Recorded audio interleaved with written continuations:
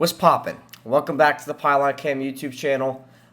This is my favorite video to do every week. It is the start, sit, stock, sell video where I tell you my favorite starts and my favorite sits for fantasy football along with my favorite stocks, which means players I think you should be going out and getting on the waiver wire, and my favorite sells. And we are going into week 4. Week 3 is over. So before we get into it, if you are wearing Crocs like I am, let's put these bad boys into sports mode, and let's get to it. So, first player we have this week, if I could get myself together. For our starts, also before I forget, please like, comment, subscribe, do all that good stuff. Favorite start of the week is Saquon Barkley. The Giants are without Sterling Shepard and Darius Slayton this week. He is seeing 12.6% of the team's targets, which is very good for a running back, and Saquon's snap count has steadily increased over the past 2 weeks. The Giants are not a good football team. They do not change. They are creatures of habit. If anything were to change this game, C.J. Board and Colin Johnson would see more targets, but that won't affect Saquon. That'll only affect Kadarius Toney, who was their first-round draft pick, but they seem to have forgotten they drafted because they don't use him at all. So, barring no injuries, I don't see any effect to Saquon's volume. I think he's still going to see around 20 attempts per game, along with 6 to 10 passing attempts. Saquon should explode for a large game if he hits his holes instead of trying to dance around like he's doing the cha-cha slide. So for those reasons, I like Saquon this week. I think Saquon's a great buy low candidate. He had his first great fantasy game where he topped 20 points in PPR formats last week against the Atlanta Falcons. This week they are playing the New Orleans Saints, who are a very good run defense. They have one of the best run defenses in the NFL. However, I still like this start because he should see an increase in his passing volume, and that is points in PPR formats. You get point per pass, PPR, point per reception. So for those reasons, I like Saquon this week. Slayton's not going to play. Shepard's not going to play. He's the second best receiver on the field that they start. Kenny Golladay being number 1, and then Kadarius Toney would be number 2, but he doesn't play for whatever reason. So I like Barkley this week. Coming in, my next favorite start, I love Allen Robinson this week. He is currently the wide receiver 45, I think, like in that range of 45 to 50. But this is a great matchup because the Detroit Lions are missing almost all of their first string D-backs. What's his name? Jeff Okudah out for the season with a torn Achilles. They don't really have great linebackers. And I think that the Detroit Lions pass rush isn't going to be as effective as the Browns. So if that's the case, I think Justin Fields is going to have more time to find Allen Robinson. Allen Robinson also is a buy low candidate, being that he's only topped 10 points once through the first 3 weeks. So if you want to go out and grab Allen Robinson, he will perform. He does it every season with pretty crappy quarterback play. Justin Fields is probably the best quarterback he's played with. He has like the best. He's probably the best deep ball passer he's played with. Well, he did play with like prime Blake Bortles, but I don't think that's much. Anyway, I like Allen Robinson this week. I think he's going to find the end zone finally for the first time in a while. Also, this is a division matchup, and division games why am I so itchy? Division games tend to usually go a little bit off script, so I do think the Lions will win this game. They are one of my favorite upsets this week. They're plus 2.5 right now, but I do like Allen Robinson. I think he's a great start for this week. I think he's going to catch a stride. There's really nobody that could cover him in this game. So as long as Justin Fields or Andy Dalton, if he plays, I don't think he will, but if Justin Fields has time to throw, I think Allen Robinson will be open most of the game. He's going to get a lot of catches. He's going to get a lot of targets, a lot of bada bing, a lot of bada boom. Let's go to the next guy.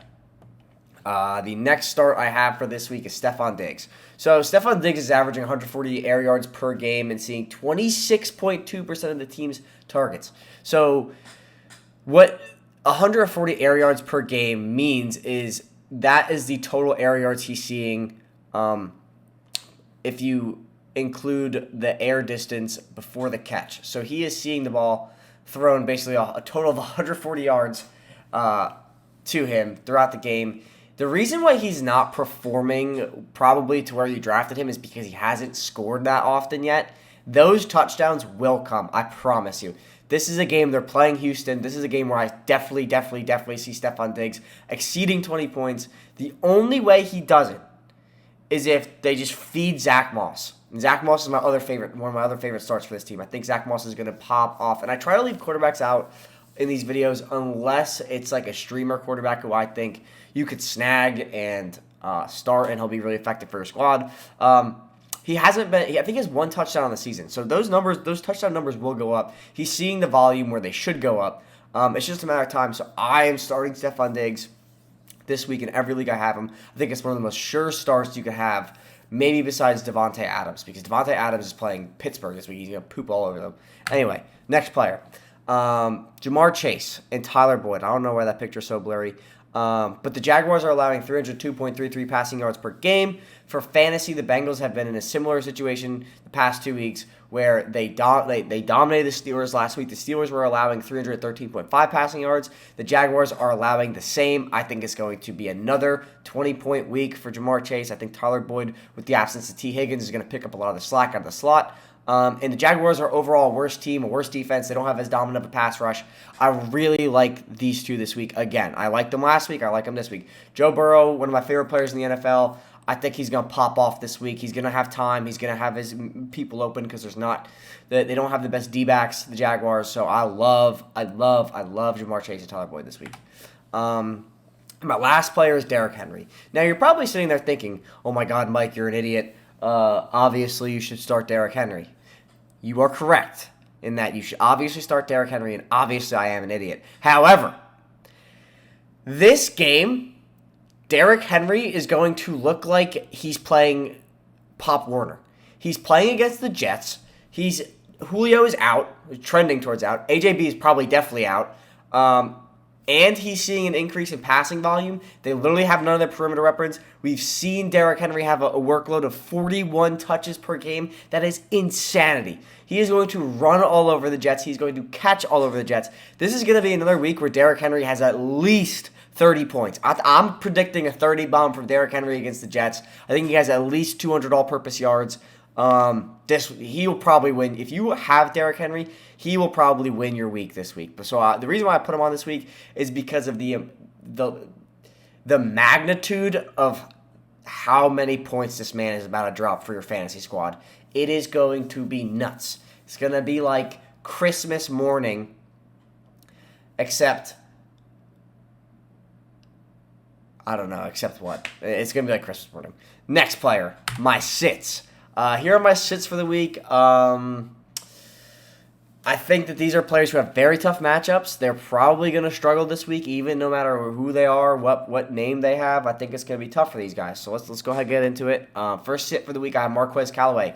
So the Saints are playing the Giants, and they're probably going to win this game. I just think that it's not going to be at the hands of Callaway. He will be covered by James Bradbury or Dory Jackson, two D-backs who definitely outclass Callaway, and Jameis is still struggling. The Saints have the 32nd ranked passing offense. I really don't like this week for Callaway. He did have a touchdown last week, which should have been picked off. However, we still don't know what we have with Jameis Winston yet. He threw a 5-bomb, threw 5 tutties week 1.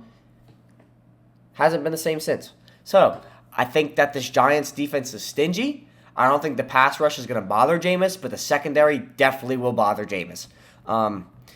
And I think that if the Saints, the brunt of the Saints' passing volume will go to Alvin Kamara because the Giants are missing Blake Martinez, who is out for the season with a torn ACL. So I don't expect much to stop Alvin Kamara unless, Azeez Ojulari was a prospect who can drop back into coverage. He's an edge rusher who could drop back into coverage out of Georgia. He might be tasked with picking up Kamara. I don't know if he's up for it. They have Tay Crowder and Quincy Roche, who haven't seen much from him on the Giants.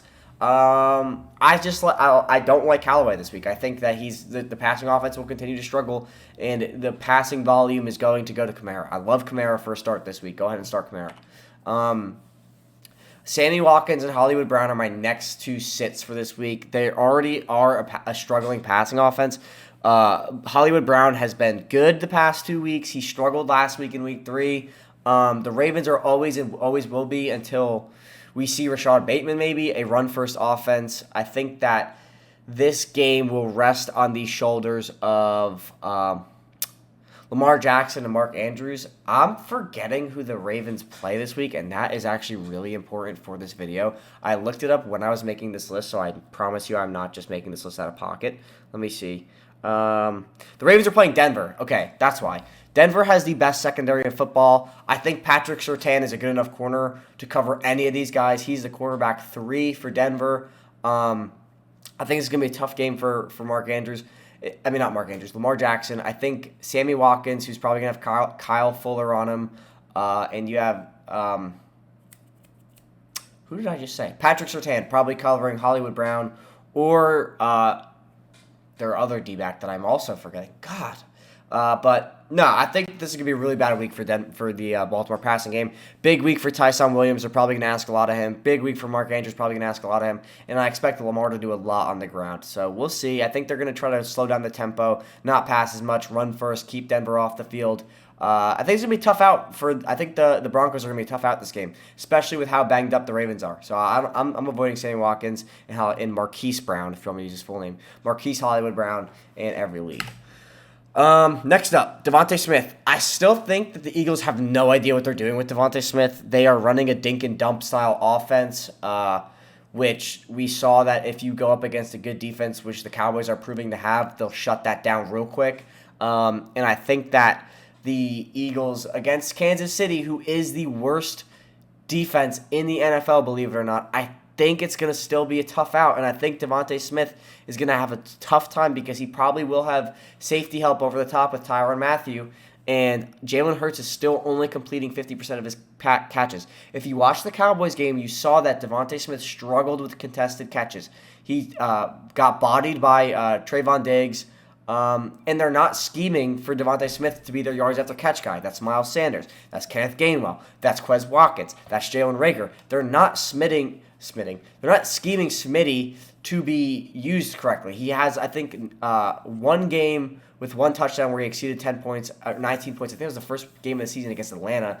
And that was a game where Jalen Hurts had a 72% pass completion. I don't see him doing that against the Chiefs. I think a lot of the points for the Eagles offense are going to flow through Jalen Hurts on his legs and Miles Sanders. And Dallas Goedert. I don't see Devontae Smith being the guy this week.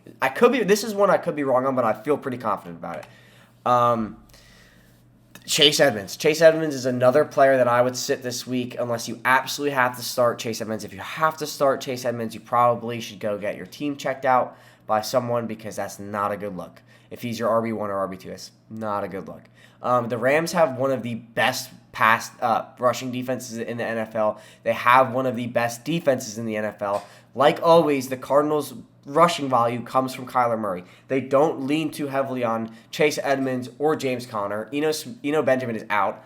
I think Kyler dominates the run, the most of the running volume in this game. I think this game is also going to be a shootout. They are playing the Rams, and this is a divisional game. Like I said, it could go either way. I think the Cardinals could win it. The Rams are the hottest team in the NFL right now, and I think they're going to be passing the ball. The Cardinals, that is. The Cardinals will be passing the ball way more than they will be running the ball. So for that reason, I'm out on Chase Edmonds. If he is going to exceed 10 points, it's going to be because of a touchdown, not because of his volume. So he could be boom or bust, but I'm leaning bust. I don't see it for him this week. My last player is Brandon Cooks. So Davis Mills will be in the second start of his career. We did see that the Bills lost J.C. Horn last week to a broken foot. The turf monster got him, took him out. He's going to be out probably until the postseason, unfortunately. He was having a great rookie campaign. This Bills secondary is going to give Davis Mills a very hard time. Tre'Davious White is good enough to lock down Brandon Cooks. We saw him lock down Terry McLaurin last week, and if you missed last week's start, sit, stock, sell, I was right about benching Terry McLaurin. He only had about 7 points in fantasy. Also, the Bills have developed one of the best pass rushes overnight, so side note, sit any Texans running back you have because he won't do squat. Also, I think that Brandon Cooks is going to be in. I think Davis Mills is going to be in way over his head this game. I think he's not a bad quarterback. It's too early to tell, but I think this is going to be way too much for him to handle. I think that the Bills are going to win this completely outright. Check the spread. I think it's 10.5. Definitely would bet the spread in this game, and I'm definitely avoiding Brandon Cooks in this game. So those are all my sits. Now, I want to talk about my players to stock. If you don't know what I said in the beginning, but I'll say it again. Players to stock are my waiver wire pickups that I really like for this week, or my streaming options that I really like for this week. So let's talk about those guys. First player that I think you should stock is Cordero Patterson. He has been on this list for 2 weeks now. I think Cordero Patterson is slowly seeing the lion's share of the rushing volume and the passing volume for the Atlanta Falcons. I think he's number 2 in receptions for the Atlanta Falcons. And his snap percentage is increasing every single week, and Mike Davis is decreasing every single week. So Cordero Patterson slowly taking over the backfield, slowly taking over the passing volume. Matt Ryan looks like he's hurt. I was at the game this past weekend.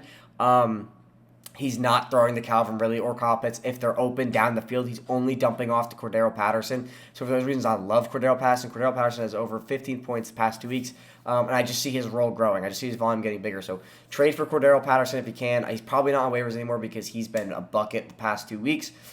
Next player on this list, Tim Patrick. Tim Patrick is filling in for Jerry Jeudy. Jerry Jeudy won't be back for at least 2 more weeks, I think. And for those reasons, I love Tim Patrick. Tim Patrick had 2 touchdowns or 1 touchdown last week against the Jets. This week they play the Ravens. The Ravens are missing their starting cornerback in Marcus Peters. I don't know if I would start Tim Patrick this week, but I definitely would hold him because the Denver schedule is going to have like a kind of rough 4 weeks. They play the Ravens, the Steelers, the Raiders, and I forget who the 4th one is to wrap it up. But I love Tim Patrick. He is playing a crucial role in this team. He's seeing I think above 17% or 14% of this team's total targets, and he's missed a game. So if he played week 1, he would have seen the volume that Jerry Jeudy has would have been split between Tim Patrick and Courtland Sutton. So I like Tim Patrick. I think he's playing a crucial role in this Broncos offense. Next player, huge buy low candidate, Jonathan Taylor. If you can, you should trade for Jonathan Taylor because he has been running the ball very effectively. He just hasn't found the end zone since week 1. So for those reasons, I'm trading for Jonathan Taylor. The touchdowns will come. The volume is there. And you can definitely buy him low because he's only put up 17 points week 1, and he hasn't been close since. Another running back that you can either pick up or have to trade for is Zach Moss. I love Zach Moss. I think Zach Moss is being used the absolute perfect way for the player he is. He is one of the most efficient red zone running backs in the NFL. He is having, you see weeks where he has, 8 carries, 40 yards, and 2 touchdowns, something ridiculous like that because they're just feeding him on the goal line. And his snap percentage is getting larger. Last week he saw 55% of the snap percentage, passing Devin Singletary, and he's taking all the goal line reps away from Devin Singletary and, more importantly, Josh Allen, because Josh Allen was his team's leading red zone rusher all of last year. And now Zach Moss is here. He's not hurt. There is the injury concern, but he's not hurt, and he's playing well. So I like Zach Moss. I'm buying a lot of Zach Moss. Another one that you may think I'm crazy for having him on this list, Daniel Jones. Daniel Jones is ranked or graded as the 8th best quarterback this season through the first 3 weeks, even though the Giants are 0-3. His rushing volume is ridiculous. He ran for over almost 100 yards against Washington. He has 1 rushing touchdown, and he plowed Grady Jarrett for a 2-point conversion last week against Atlanta. Daniel Jones, if Jason Garrett decides to turn his brain on and let this kid run wild, he will be that dominant rusher that we're seeing. When they run the RPO with Saquon, Daniel Jones is breaking them off for 10, 20, 30, 40, 50 at a time. I love Daniel Jones. I think that in fantasy, say what you want about him as a real-life quarterback, same thing with Jalen Hurts. In fantasy, the rushing upside is there. It's real. And he's passing the volume at the 10th highest rate of any quarterback in the NFL. So love Daniel Jones. He's keeping the turnovers down. The Giants offense stinks, but his legs are his value for fantasy. So stock up on Daniel Jones. Is available everywhere. Last but not least, Tommy Tremble. I love Tommy Tremble, and so do the Panthers. Panthers spent a 3rd-round pick on Tommy Tremble out of Notre Dame. He was drafted for his pass blocking efficiency. He's one of the best pass blocking tight ends in college last year, and he is seeing an average target depth of 30. He has 1 catch for 30 yards, but it shows that they like to pass him down the field. They need to figure out ways to win without Christian McCaffrey. And we did see Tommy Tremble get a designed jet sweep, which he ran in for a touchdown. So they traded Dan Arnold to Jacksonville. So this is the Tommy Tremble show. Tommy Tremble is taking over the world. He's taking over the Carolina offense. I'm just kidding, but his role really is increasing, and you definitely could get him on waivers for nothing. He's everywhere. Nobody even knows. If you're in casual leagues, nobody knows his name. Go ahead and get Tommy Tremble if you need a tight end and are struggling. at that position. I love Tommy Tremble. I think he's going to really step up in this offense and fill a huge role that they have been lacking all season. Now, let's talk about my favorite players to sell. I think that these players need to be sold instantly before their value decreases into nothingness, or it's at its peak. So let's go. Devin Singletary. Devin Singletary is the most overrated running back in fantasy right now. He had one great week where Zach Moss didn't play. He had another great week that was saved by, it was a bad week, but it was saved by a 40-yard touchdown run. He's averaging like 3.2 yards per carry, which is poop. And his snap count is steadily decreasing. And even worse, Zach Moss's target volume is increasing. So if they don't throw the ball to Devin Singletary, he has no place in this offense. He's out. He's done. Bada bing, bada boom, goodbye. Clyde Edwards-Helaire is another player that he really has no place in this offense. He was saved. He finally topped 100 yards. I don't even know if that's the first time he had 100 rushing yards in his career, and he's been playing for a season. They're not passing it to him. His value was in the passing game, but Patrick Mahomes either just takes a deep shot or runs it himself. He's not looking for Helaire in the flats. I don't like Helaire. You definitely should sell him now, especially after he's coming off a 20 bomb. His stock will probably either stay that high, as in for this week, or it's goodbye. It's done after this if he plays another bad game. Jonnu Smith. Jonnu Smith is literally being cannibalized by Hunter Henry. He's dropping passes. He's not as efficient in the red zone as we previously thought, or he was in the Titans, but I'm out on Jonnu Smith. I think Hunter Henry is going to steal the show. They're definitely going to utilize Jonnu Smith, but his value is still kind of high because of the name, so I would go ahead and sell Jonnu Smith while you can. David Johnson. I put David Johnson on this list because if you have anybody in the Texans backfield, please sell them for whatever you can. If you're in Dynasty Leagues, get like a 5th or 4th round pick or whatever you could do. But get rid of David Johnson. If David Johnson's starting in your lineup, you're doing something wrong. Mike Davis, like we mentioned with Cordero Patterson, Mike Davis finds himself on this list for the second straight week, along with Clyde Edwards-Helaire and Corey Davis, because their roles are diminishing. Mike Davis losing all of his rushing attempts to Cordero Patterson, and he lost all of his passing volume to Cordero Patterson. So Mike Davis really doesn't have any spot on this offense. He really doesn't have any value besides his rushing. If he's not scoring touchdowns, he's a sub-10-point guy. I don't like Mike Davis. I'm out on Mike Davis. Corey Davis. This is someone I have been right about literally all season long. Corey Davis is not a wide receiver one. He has never been a wide receiver one. He never will be a wide receiver one. And he's on one of the most dysfunctional offenses in the entire NFL. He's on the most dysfunctional franchise in the entire NFL. Zach Wilson will not be good this year. He might be good next year, but he will not be good this year. Robert Saleh does not know how to run an offense. That is evident because this Jets team can't even run the ball. Zach Wilson is throwing an incredible amount of interceptions. He's turning the ball over at an incredible rate. Corey Davis isn't good enough to play in the AFC East as a wide receiver one with the coverages he's seeing. I said he was going to have a good week one against the Jets, which he put up 22 points, and ever since then, it's been a free fall. I said he was going to put up less than 5 points against the Patriots. I said he was going to put up less than 10 points against the Broncos. Please sell Corey Davis. If you are still holding on to Corey Davis, slap yourself, pour some water on your face, and sell him because he's not going to do anything for your team. Anyway, guys, those are all my sells. Those are all my stocks, my starts, my sits, my ups, my downs. But thank you for watching. Thank you for tuning into the Pylon Cam YouTube channel. I really appreciate the support. Please like, comment, subscribe. We post 2 podcasts a week. Fantasy podcast on Tuesday, NFL coverage podcast on Thursday. This week is a little whack because my dog broke his foot and I flew to New Jersey for the Giants-Falcons game. But anyways, check us out on Instagram at @the_Pylon_Cam. Check us out on Twitter at Pylon_the. We are on Spotify, the Pylon Cam podcast, and we are on YouTube on the channel you are currently watching. I am your Commander-in-Chief, Mike Frisella. Thanks for tuning in. Catch you in the next video. Peace!